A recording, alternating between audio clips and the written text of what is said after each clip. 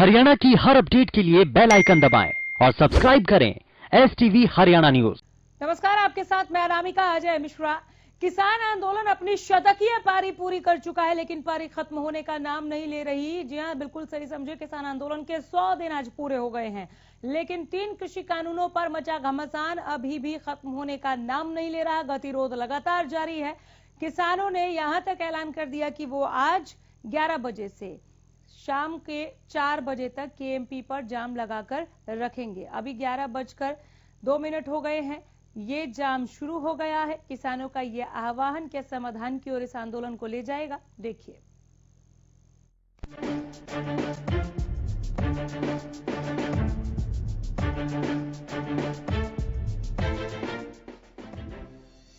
कृषि कानून के खिलाफ शुरू हुए किसान आंदोलन को 100 दिन पूरे हो चुके हैं। आंदोलन के 100 दिन पूरे होने पर किसानों ने आज KMP यानी कि कुंडली मानेसर पलवल एक्सप्रेसवे को 5 घंटे तक जाम करने का ऐलान किया है। आज के दिन को इस विरोध के साथ काला दिवस के रूप में चिन्हित किया जाएगा। इस दौरान सभी किसान काली पट्टी बांधकर विरोध दर्ज कराएंगे और टोल प्लाजा भी फ्री कराएंगे। 26 नवंबर 2020 को हरियाणा और पंजाब से निकले किसानों के जत्थों ने जब दिल्ली की तरफ कूच किया तो शायद ही किसी को अंदाजा हो कि यह किसानों का आंदोलन इतना लंबा चलेगा।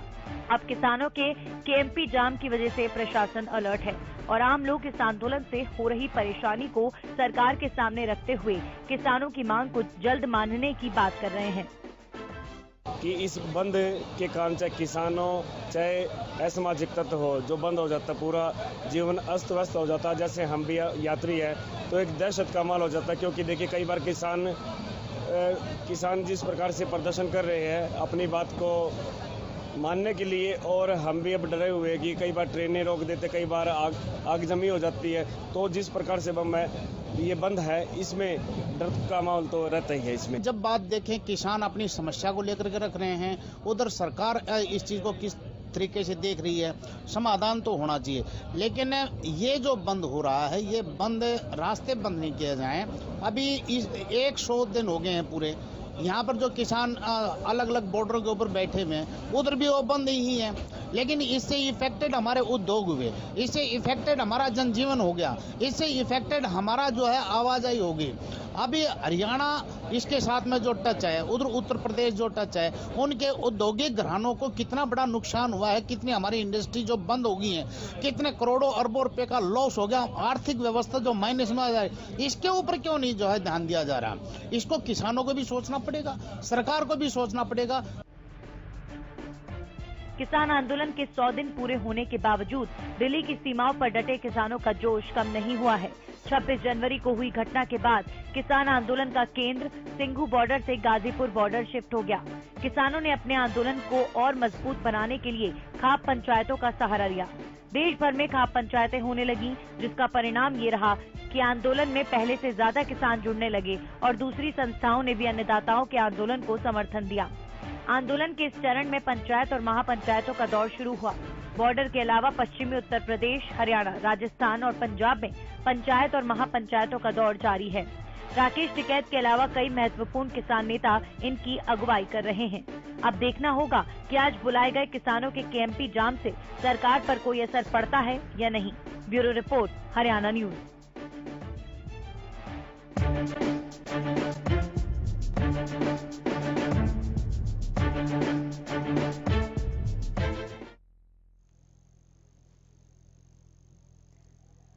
भारतीय किसान यूनियन के राष्ट्रीय प्रवक्ता स्वामेंद्र हमारे साथ जुड़े हैं ज्यादा बातचीत के लिए। स्वामेंद्र, बहुत स्वागत है हरियाणा न्यूज पर।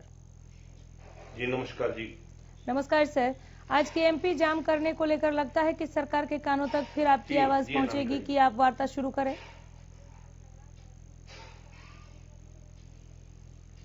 अनामिका जी, जो किसान है और संयुक्त किसान मोर्चा यही चाहता है कि सरकार वार्ता करे, पर सरकार देखिए किस प्रकार से हमारा इम्तिहान ले रही है और देश के लोगों का इम्तिहान ले रही है। किसान जो है राष्ट्र हित में कार्यकर्ता को नजर आ रहा होगा किस तरीके से हम शांतिपूर्ण तरीके से महात्मा गांधी द्वारा बताए हुए मार्ग पर चलते हम अपने आंदोलन चला रहे हैं। आज शतक लग रहा है, इस शतक से हमें खुशी नहीं है। आज ये काला दिवस के तौर पर हम मना रहे हैं, हम ये कोई गौरव दिवस नहीं मना रहे, काला दिवस मना रहे हैं। सरकार को समझना चाहिए कि किसान दिल्ली की दहलीज पर देश की राजधानी के चारों तरफ काला दिवस मनाने के लिए बेबस है। किसकी वजह से? सरकार की वजह से। सरकार क्या चाह रही है?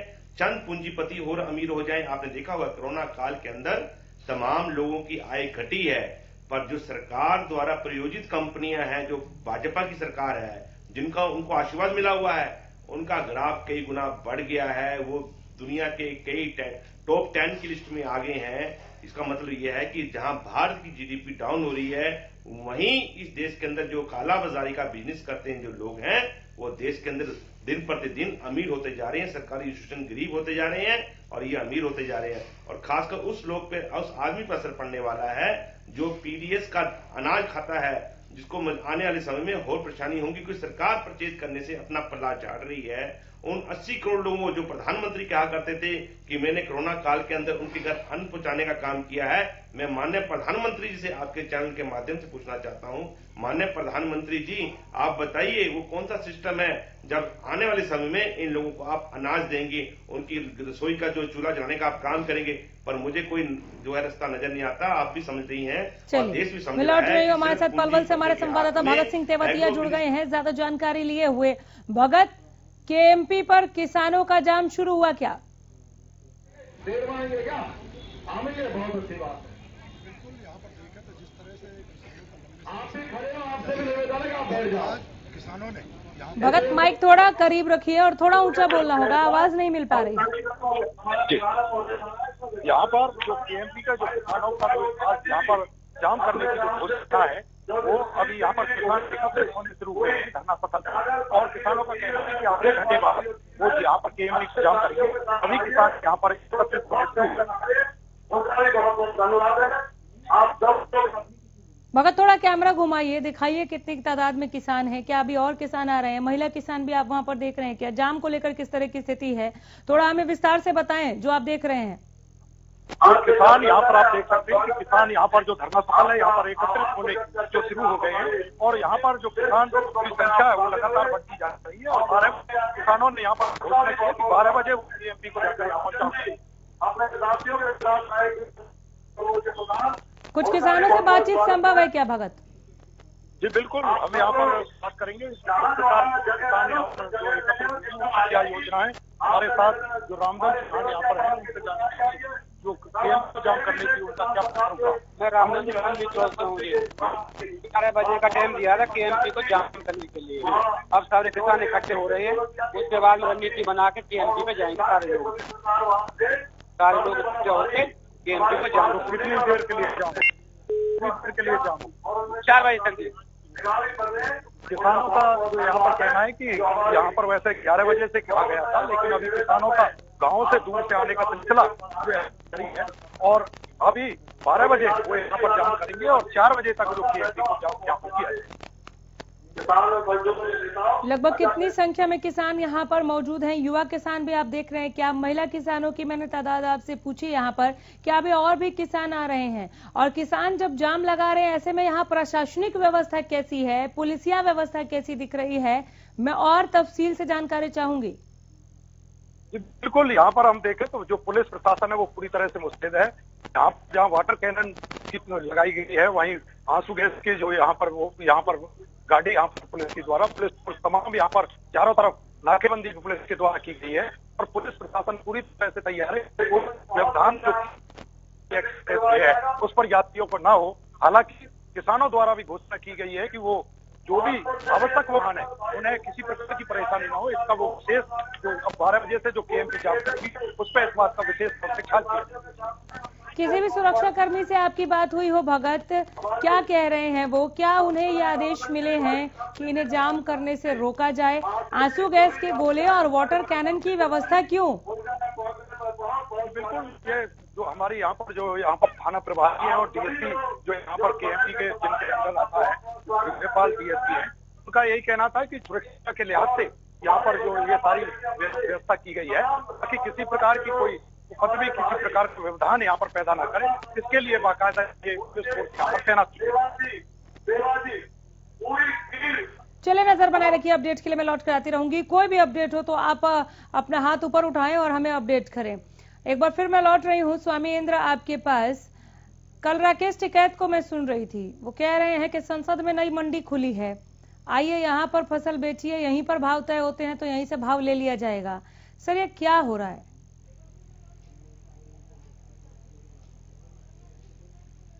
देखिए अनामिका जी, मैं बता देना चाहता हूं कि दिल्ली जो है देश की राजधानी है। सीएपीसी जो कमीशन है, commission for agriculture cost and price, उसकी 25 तारीख की मीटिंग, जिसमें मैं भी शामिल था, उस मीटिंग के अंदर हमने चर्चा की थी। और सीएपीसी से हमें कोई भी जो सही तरीके से हमें विश्वास नहीं मिला कि किसानों की जो फसलों का जो रेट है वो तय करेंगे और वो लागू होगा। सिर्फ वो सिफारिश करता है। तो हम किसानों से यही कह रहे हैं, राकेश टिकैत जी का कहना यही है कि आप सरकार के पास आए, क्योंकि सरकार आपकी नहीं सुन रही है। तो दिल्ली में सरकार है, तो दिल्ली की सरकार को हम घेरेंगे, उनसे पूछेंगे भैया आप क्यों इतने चुनावी वादे करते हो कि आते ही जो है आप स्वामीनाथन की रिपोर्ट लागू करेंगे। ये रिपोर्ट जो है किसानों की नहीं है, ये सरकार द्वारा जो है एक आयोग बनाया गया था। आयोग ने सरकार को रिपोर्ट पेश की है और सरकार ने कहा था, चुनाव से पहले बीजेपी ने कहा था कि हम जैसे ही सत्ता में आएंगे हम लागू करेंगे। तो हम तो यही कह रहे हैं भी जो आपने वादा किया था C2 के ऊपर +50 के साथ किसान की आय दुगनी का जो आपने वादा किया था, अब किसान के जो रिपोर्ट है उसको लागू करें ताकि किसान को लाभ मिल सके। पर सरकार जानबूझकर चंद पूंजीपतियों के पास एग्रो बिजनेस जो देना चाहती है, देश का जो सबसे प्रॉफिटेबल बिजनेस है। आपने देखा होगा जब कोरोना काल में सभी जो धंधे थे, तमाम फैक्ट्रियां थी, वो फेल हो चुकी थी। मात्र एग्रो बिजनेस ही जो है 3.5 की ग्रोथ के साथ आगे बढ़ा था। जीडीपी जो है 27% नीचे गिरी थी। अगर एग्रो बिजनेस निकाल दो, देश के अंदर 50% से ज्यादा का जो निचला स्तर था, पर एग्रो बिजनेस ने बचा के रखा। यानी कि 60% से अधिक देश की जो आबादी है कृषि पे आधारित है। यही इनके मुंह में पानी आया और ये लालच देखकर सरकार और व्यापारी जो बड़े पूंजीपति अडानी, अंबानी और दूसरे साथी इनके जो हैं, उन्होंने जानबूझकर इस बिजनेस को हड़पने का और भूख के ऊपर देश के अंदर व्यापार करने की कोशिश की जा रही है। उसी का हम विरोध कर रहे हैं। और हम बता देना चाहते हैं देश के लोगों, देश की जनता समझ चुकी है। आज आप देखेंगे किसानों से ज्यादा आमजन है और आज देश का जो है लगभग 99% लोग, यानी 7% लोग इस आंदोलन में शामिल हो चुके हैं। और चंद सिर्फ पूंजीपति और उनके जो चाटुकार हैं, ये बीजेपी की सरकार है, वही इन कानूनों को सही बता रही है। जबकि पूरा देश का मत आ चुका है, देश की जनता कह रही है कि ये काले कानून है, किसानों के डट बांट नहीं, देश की आम जनता के डट बांट है। आने वाले समय में लोगों की थालियों में निवाले नहीं होंगे, क्योंकि सारे पूंजीपतियों के पास देश का जो है अन्न संसाधन होगा, अन्न भंडारण होंगे और लोग त्राईमान करेंगे। लोग कहेंगे हमें खाना दे, यानी खाना यानी भूख के ऊपर देश के अंदर व्यापार होने वाला। ये दुर्भाग्य की स्थिति होगी देश की। देश के अंदर अकाल की स्थिति होगी। देश में किसान तो अन्न उपजाएगा, पर चंद पूंजी की जो है तिजोरियों में वो अनाज भर जाएगा, लोग परेशान होने वाले हैं। इसलिए हम सरकार को कह रहे हैं, सरकार समय रहते चेत जाए, और अगर नहीं आप मानेंगे तो देश दिल्ली के चारों ओर भीड़ बढ़ेगी और लाखों की तादाद में, करोड़ों की तादाद में लोग चल रहे हैं और दिल्ली पहुंच जाएंगे। मानने ना मानने की बात, मानने ना मानने की बात जब आती है तो फिर दोनों पक्षों के लिए विश्लेषक जो है वो बात करने लगते हैं। आपके मुताबिक सरकार नहीं मान रही है, ठीक है। सरकार तो यही नहीं मान रही है कि ये किसानों का आंदोलन है, वो कह रहे हैं कि ये विपक्षियों का षड्यंत्र है।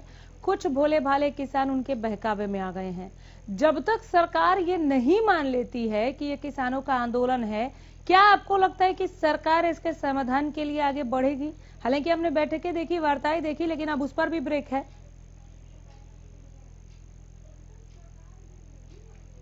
अनामिका जी, आप भी समझती है और मैं भी समझता हूं, ये देश की रोजी रोटी का सवाल है। देश सरकार ने कहा था 2 करोड़ लोगों को रोजगार देंगे आए साल। 6-7 साल सरकार को हो गए हैं, बीजेपी की सरकार को। कितने लोगों को रोजगार दिया? प्राइवेट सेक्टर में लगभग 15 से 16 करोड़ लोग बेरोजगार हो गए हैं, उनकी रोजगार छिन चुके हैं। आप भी जानती, मैं भी जानता हूँ।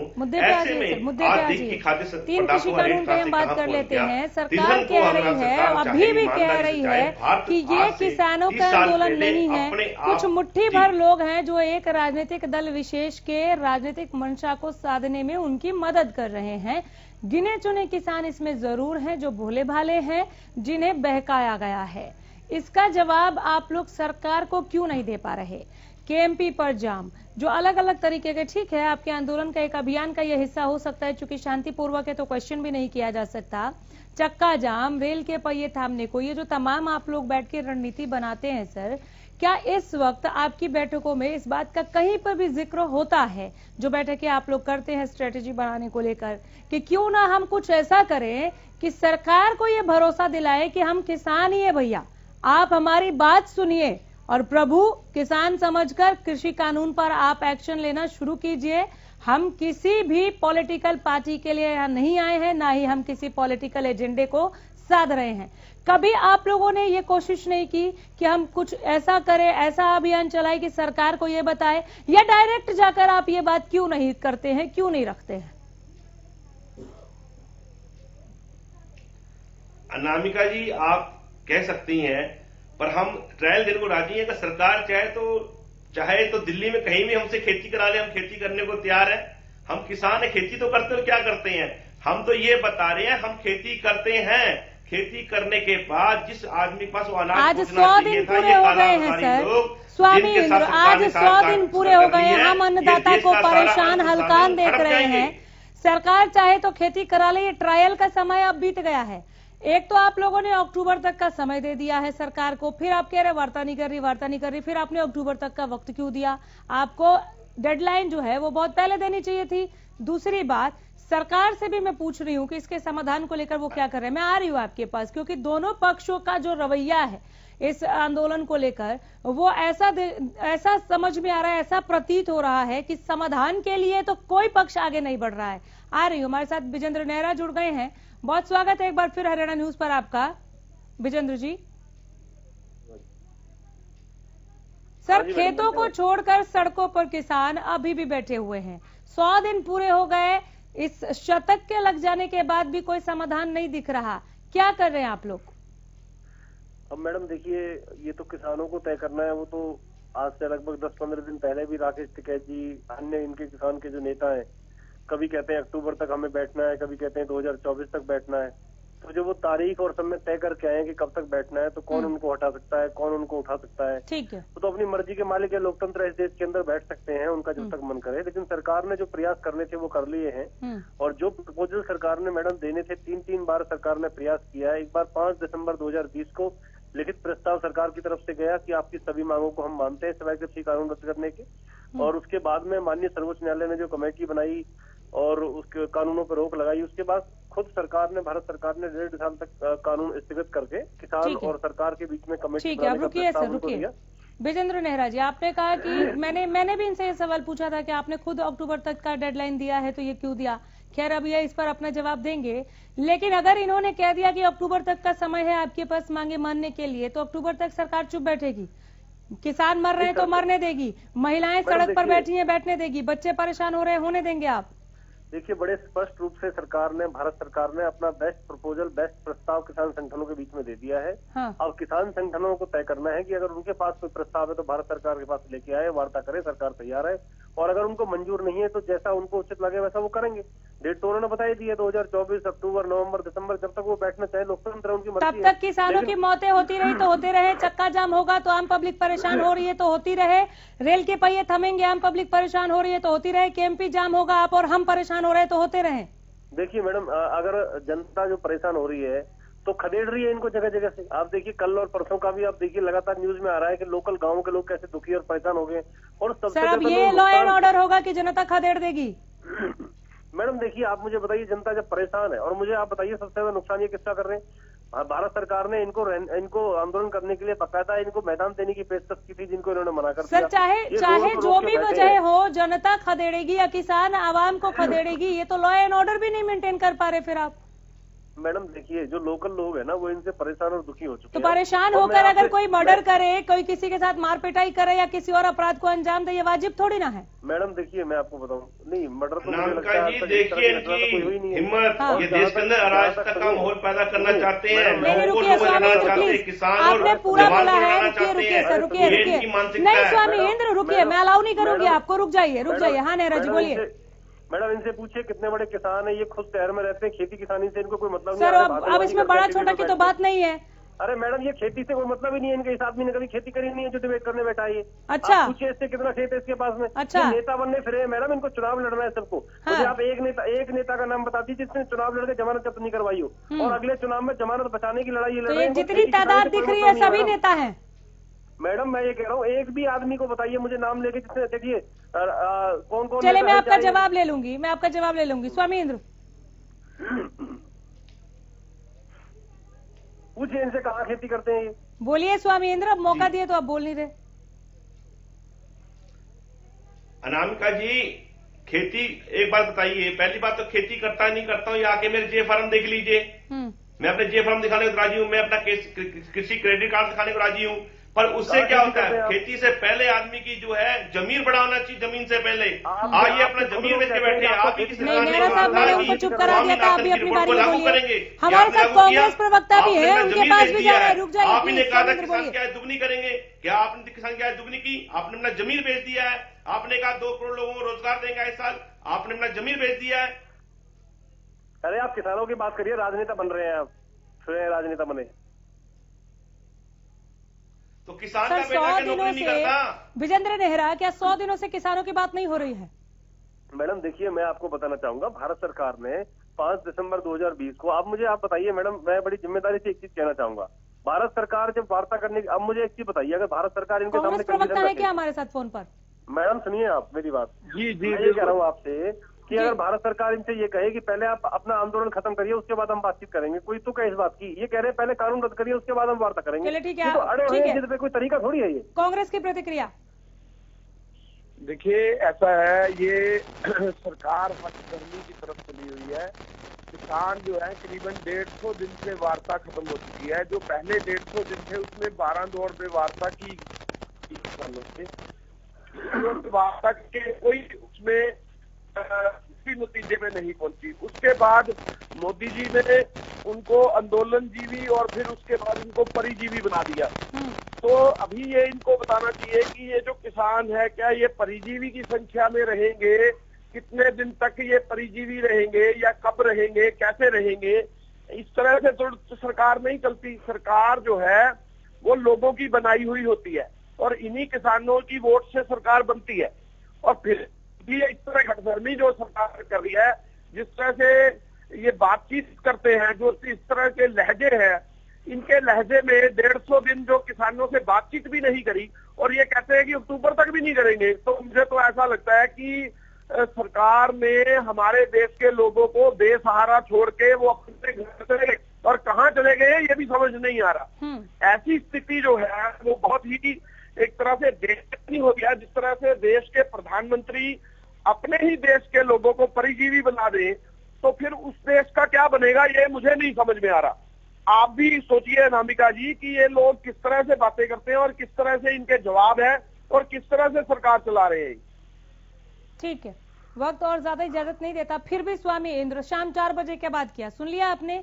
आपके इस जाम का, इस प्रदर्शन का भी कोई बेनिफिट नहीं मिल रहा है, कोई नतीजा नहीं है, इसके बाद क्या? अनामिका जी ये गूंगी बहरी सरकार है, ये सिर्फ व्यापारियों की सरकार है। ऐसे में सिर्फ हमारे पास गांधीवादी तरीके के साथ आंदोलन करना ही बचता है। आज हम जो है देश के अंदर काला दिवस मना रहे हैं और 8 तारीख को हम महिला दिवस मनाएंगे और जिसमें किसान बेटियां हमारी दिल्ली के चारों तरफ बैठेंगी। इसी प्रकार जो हमारे प्रोग्राम है लगातार, अब इनको हम राजनीति चोट देने के लिए 12 तारीख को कलकत्ता जाएंगे, बंगाल की धरती पे जाके शंखनाद होगा कि देश का किसान इनको वोट ना करे। चलिए, बहुत शुक्रिया आप तीनों का वक्त देने के लिए। हालांकि आज भी कोई समाधान दिखे, आंदोलन का कोई छोर नजर आए, ये कोशिश हमारी रही, लेकिन वो छोर हमें नहीं नजर आया। किसानों के केएमपी जाम पर अपडेट देते रहेंगे, फिलहाल यहीं रुक रहे हैं। नमस्कार।